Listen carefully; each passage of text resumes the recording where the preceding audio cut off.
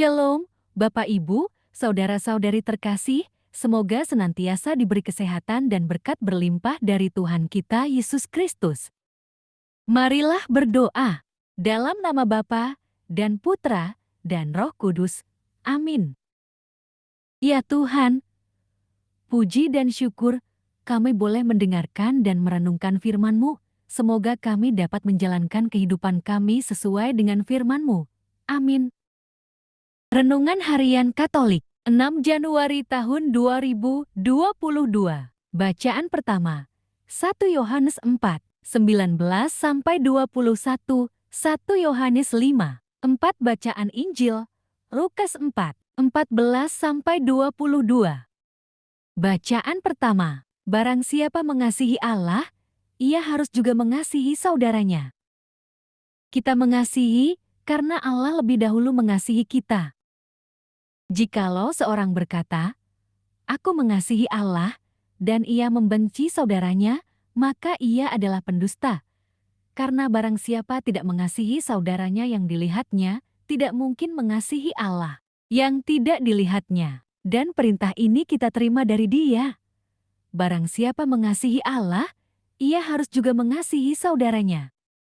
Sebab semua yang lahir dari Allah mengalahkan dunia. Dan inilah kemenangan yang mengalahkan dunia, iman kita. Siapakah yang mengalahkan dunia, selain daripada dia yang percaya bahwa Yesus adalah anak Allah?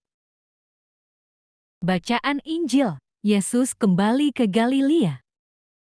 Dalam kuasa Roh, kembalilah Yesus ke Galilea, dan tersiarlah kabar tentang Dia di seluruh daerah itu. Sementara itu, Ia mengajar di rumah-rumah ibadat di situ, dan semua orang memuji Dia. Ia datang ke Nazaret tempat Ia dibesarkan, dan menurut kebiasaannya, pada hari Sabat Ia masuk ke rumah ibadat, lalu berdiri hendak membaca dari Alkitab.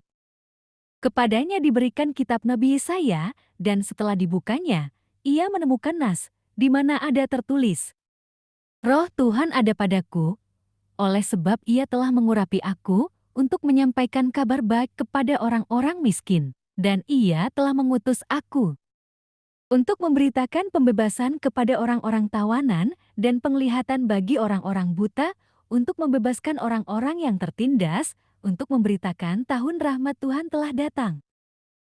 Kemudian Ia menutup kitab itu, memberikannya kembali kepada pejabat, lalu duduk, dan mata semua orang dalam rumah ibadat itu tertuju kepadanya. Lalu Ia memulai mengajar mereka, katanya, "Pada hari ini, genaplah nas ini sewaktu kamu mendengarnya." Dan semua orang itu membenarkan Dia, dan mereka heran akan kata-kata yang indah yang diucapkannya. Demikianlah Injil Tuhan, terpujilah Kristus.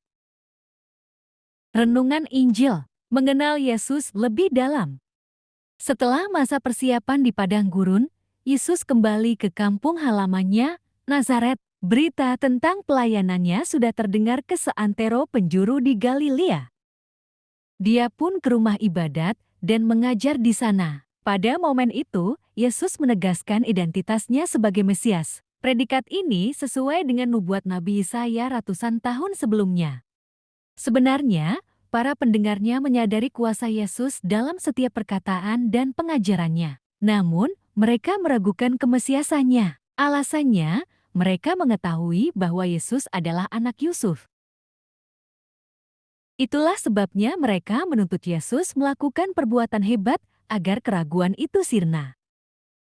Bukannya memenuhi harapan mereka, Yesus malah mengeluarkan teguran. Bagi Yesus, mereka sama seperti orang Israel pada zaman Elia dan Elisa yang penuh keraguan. Yesus membandingkan keraguan mereka dengan janda Sarfat dan Naaman, orang-orang kafir yang beriman kepada Allah. Akibatnya, mereka pun marah karena teguran itu dan hendak membunuhnya. Benarlah kata Yesus, sesungguhnya tidak ada nabi yang dihargai di tempat asalnya. Dalam catatan Alkitab, inilah kali terakhir Yesus pulang ke kampung halamannya. Orang-orang sekampungnya enggan mengakui Yesus sebagai Mesias. Pasalnya, pengenalan mereka terhadap Yesus sangat dangkal, yaitu hanya sebagai anak Yusuf. Meskipun mereka menyadari kuasa Yesus, tetapi mereka mengabaikannya. Bahkan, mereka ingin mendikte Yesus agar melakukan seperti apa yang mereka mau. Terkadang kita juga berlaku demikian, bukan? Kita menjadikan Yesus sesuai kehendak dan imajinasi kita. Kita mau mengenalnya hanya sebatas keinginan.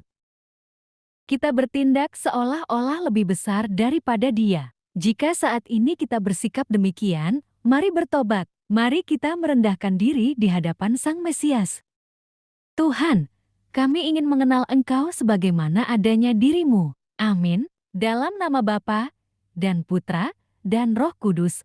Amin.